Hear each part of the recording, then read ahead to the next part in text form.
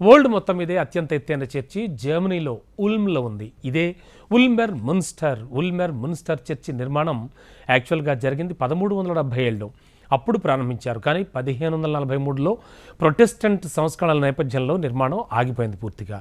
ఆ నిర్మాణ పనులు 1844లో తిరిగి ప్రారంభించి 1890 మే 31 నాటికల్లా ఈ చర్చి నిర్మాణం పూర్తయింది. ఈ చర్చి ఎత్తు 530 అడుగులు ఉంటుంది. 1944లో రెండవ ప్రపంచ యుద్ధంలో జరిగినటువంటి బాంబు దాడిలో ఉల్మ్ నాశనమైనప్పటికీ కూడా ఆ చర్చి ఏమాత్రం చెక్కు చెదరలేదు. ఇది నిజంగా రికార్డ్ అని చెప్పాలి. ఈ చర్చిని సందర్శించడానికి సంవత్సరానికి దాదాపు 10 లక్షల మంది వస్తూ ఉంటారు.